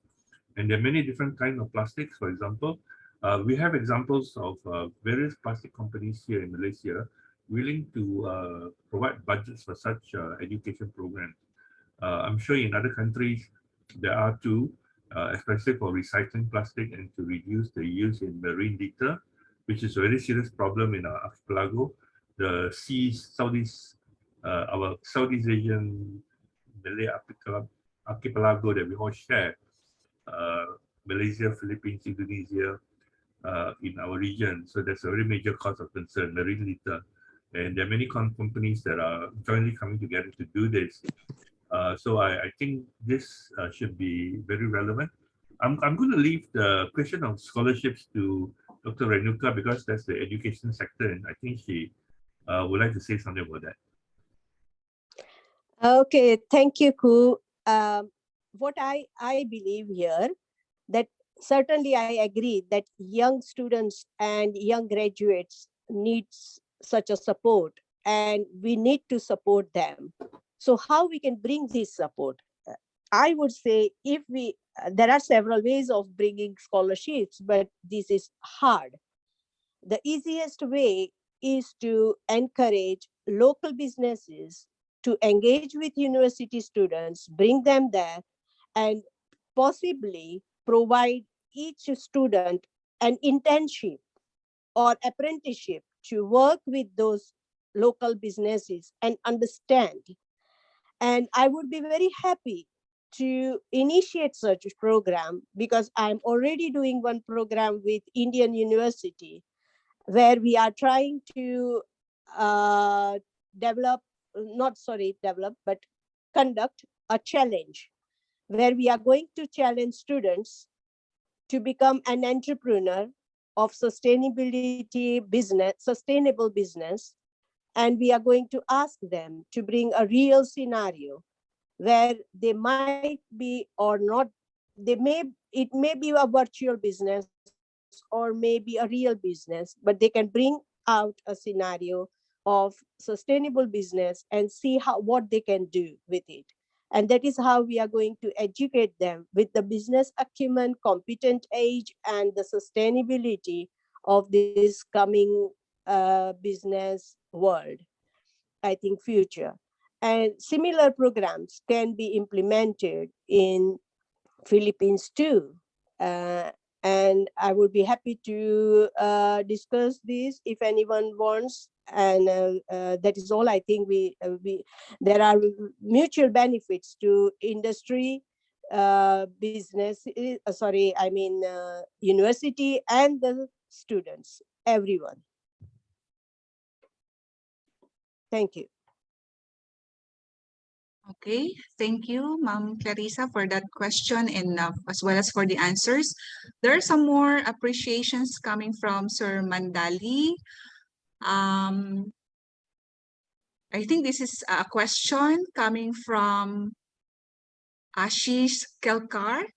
Ma'am or sir, would you like to unmute yourself and ask your question?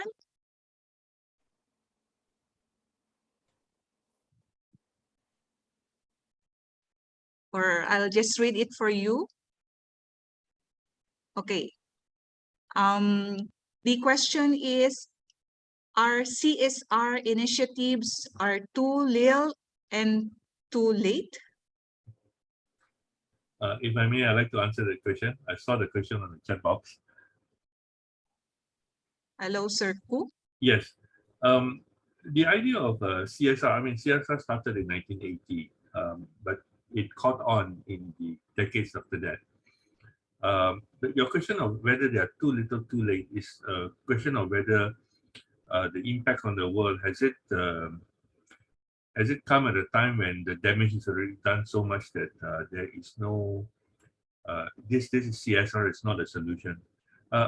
My position and my understanding is that when you have companies coming from a point of view that the externalities and the impact on the environment is not to be considered at all in their accounting and in their business strategies, which is really, I wouldn't say anti-environment, but not for the environment.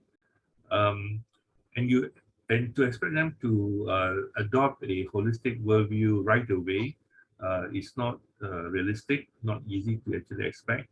In fact, the expectation should be that every company, every corporate leader has their own path to sustainability to undertake, and they may be at different paths, including those of the extractive industries, which in my view also are the holdouts because they fossil fuels and mining and all that, they basically depend on the environment which they extract. But the question is whether they can do it sustainably.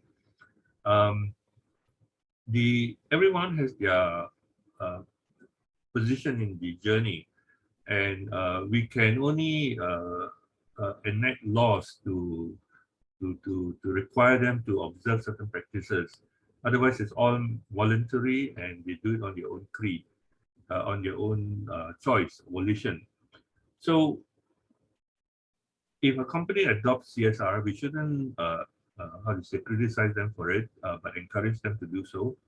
But encourage them to continue to do even more as they realize that it is beneficial for them, and to take the path down towards more compliances or more activities and practices that will help them be not only more friendly to the environment, but to their own employees and to their own customers, and to take a much better positioning within society as a whole.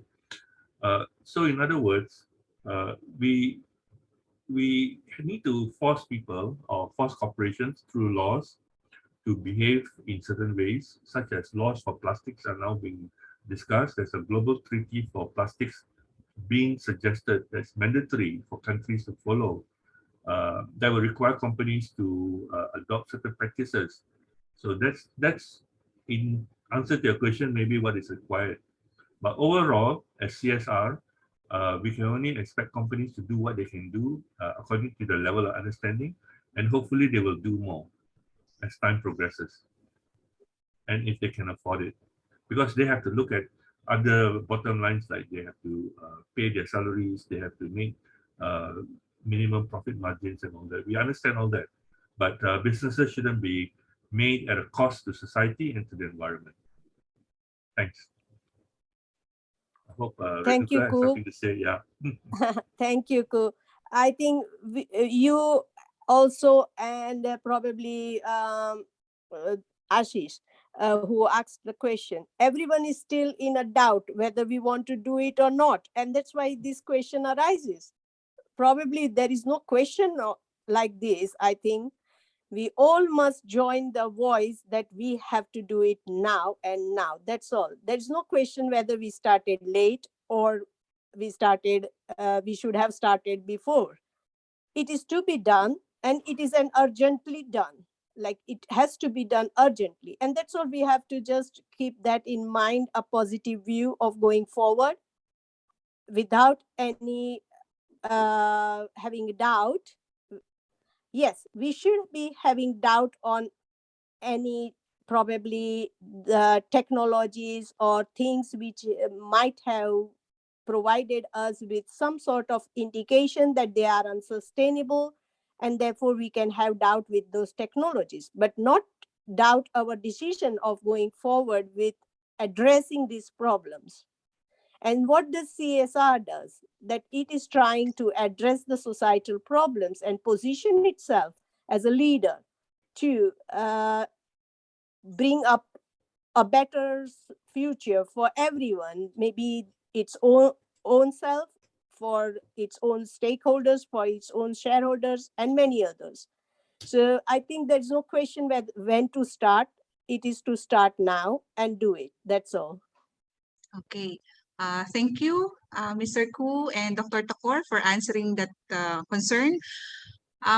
Before I proceed into the next question, I think this is a very insightful comment from our very own president, Dr. Patricia Lagunda from Baliuag University. Dr. Lagunda, would you mind sharing your very insightful comment regarding the role of the academe or the education? Dr. Lagunda?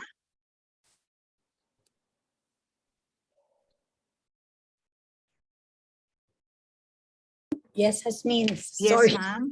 I wasn't planning to show myself, and I just typed my comments. No, I was, as I was chatting away, as I said, that as educators, we are of course, in the best position to raise awareness on sustainability, the SDGs, CSR, ESGs, and other themes, no, along these lines among our stakeholders, no, not just students, but our teaching, non-teaching faculty, our alumni, the parents, of course, and the communities we belong to. I can see a way by which we can contribute towards the realization of the SDGs. One is to align our, let's say, our research agenda, no, along the SDGs, and also align our community outreach programs, as well as integrate and embed topics of this nature into our curricular programs and in content development and in creating our syllabi across all programs. I think it is our responsibility to take the lead. And yes, if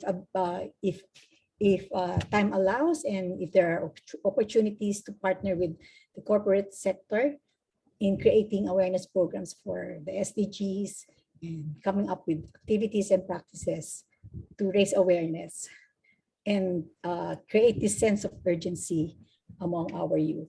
Thank you. Thank you, Dr. Renuka and Mr. Khoo, for the very, very insightful and very valuable learning this afternoon. Thank you very much, Dr. Lagunda, for sharing your views regarding the topic. All right, I think we are reaching into the final question for today, or for tonight, or for the morning, coming from Ma'am Bella Anis. She's having an internet connectivity concern, so I'll just be reading your question, ma'am. Okay, so as we all surely complete our 2021 corporate responsibility goals and look ahead to the challenges facing society over the next decade, could our ambitions and opportunities be greater to unleash the power of data, using updated technology and engineering innovation to build a more responsible, inclusive, and sustainable future for everyone?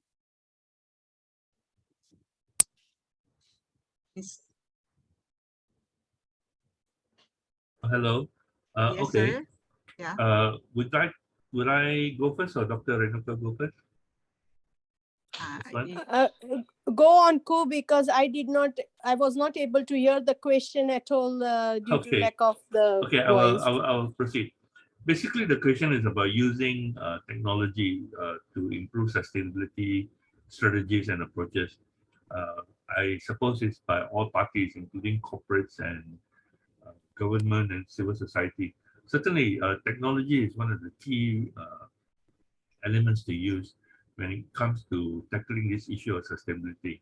We should use data in terms of all the data that we have gathered, maybe through machine learning and through AI, to develop better resource management, better consumer utilization of products so that there's less waste and more efficiency. So we have all those aspects that we could possibly make use of data.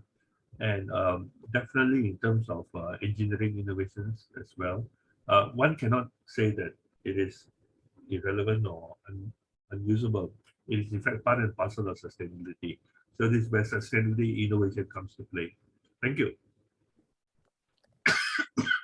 Okay, I read the question now, and yes, exactly as you said, I think these all AI technologies and all other things are support tools for us to move forward. But what is needed is to understanding of what are alternatives, and how we can move this forward, how we can buy in everyone to move forward with a very fast pace. And that is what we need now. We have technologies, and like, because I have been assessing few technological trends, Many technology trends or initiatives have failed to move people or to for the buy-in of the people. And therefore, we need to make sure that whatever the technologies we are providing or the AI solutions we are providing, we are not counting or not having a very, very negative impact on what we want to achieve, actually. So, for example, impacting people's jobs and the skills. Do we want that? So we need to think of a way going forward where we can balance all our desire objectives and bringing multidimensional sustainability going forward. I would say that. Thank you.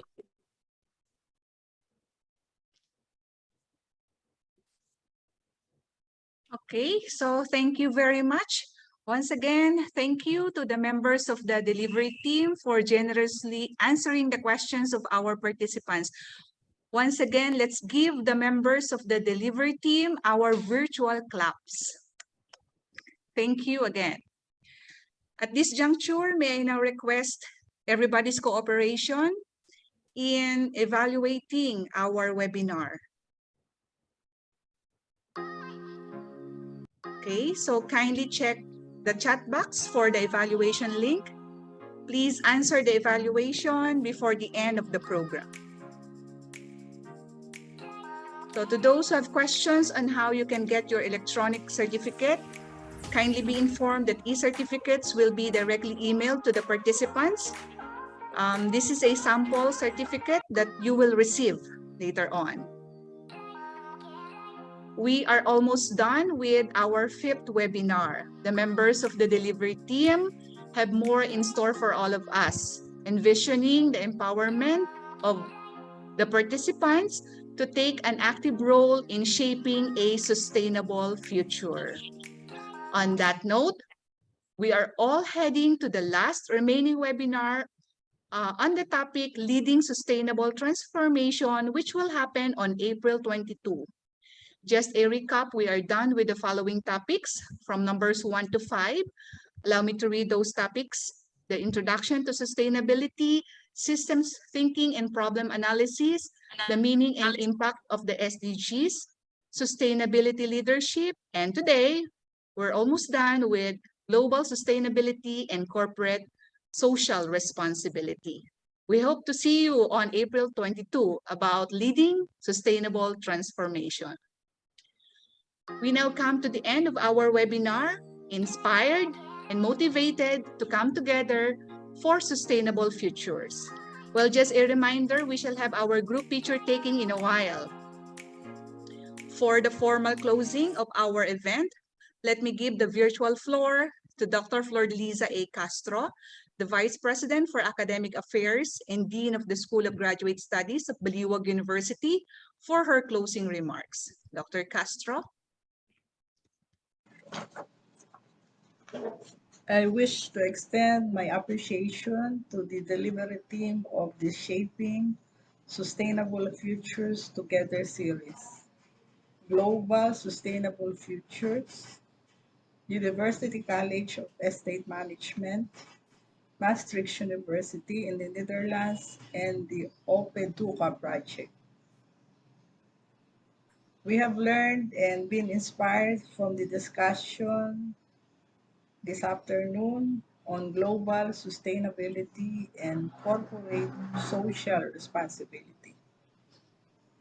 We have learned and been inspired that achieving global sustainability is making sure that all components within a system are developing, growing without sacrificing the other components. Global sustainability and corporate social responsibility cannot be separated. Corporate social responsibility, CSR, is our commitment to manage the social, environmental, and economic effects of its operations responsibly and in line with public expectations. These are our keys to achieving a sustainable future. True enough, we have our roles to play in the realization of the Sustainable Development Goals 2030, which, when attained, will provide us a better and more sustainable future for all.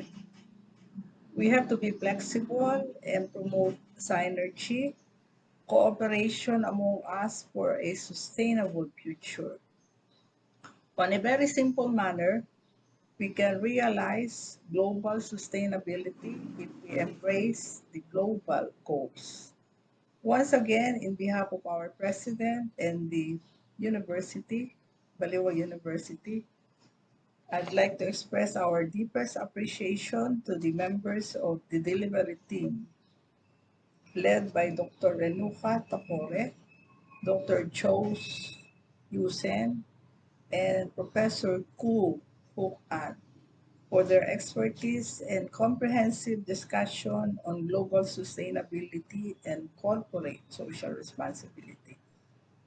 In closing, I wish to see all of you in the culminating activity, which is scheduled on April 22 next month. Thank you, and as we say it here in the university, Baliuag University, let's be the best that we can be. Again, see you on April 22. Good day, good afternoon, good morning, and thank you, everyone. Okay, thank you very much, Dr. Castro. May I now request everyone to kindly turn on your cameras or your videos if you can for our group picture taking. Ms. Reina Flor Castro, take it away. All right, thank you so much, Dr. Tayao. I removed my mask for our group picture taking for a while only. Okay, so again, everyone, may we ask you to open your cameras and show us your beautiful and handsome faces. So thank you again for joining us in today's session. All right, so I'm in the first frame. So kindly just open your camera and smile. The count of 3, 1, 2, 3, smile. First frame. I'm now in the second frame. Smile. Let me paste it in my computer file. And then third frame. 1, 2, 3, smile. All right, thank you so much. I think I got it already. So, Dr. Tea? Thank you very much, Ms. Bubbles. All right, so again, thank you very much for everybody's active engagement. Let's be further challenged to expand our horizons on global sustainability and corporate social responsibility. Again, I am Hasmin Tayao from Baliuag University, Philippines. See you all in the last and culminating activity this April 22, 2022. Stay safe, everyone. Leave meeting. Thank you. Bye.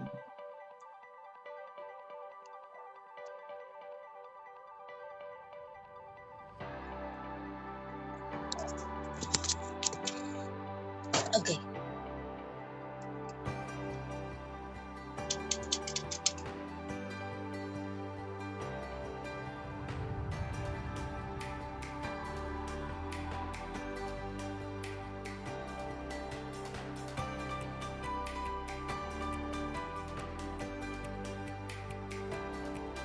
Kailan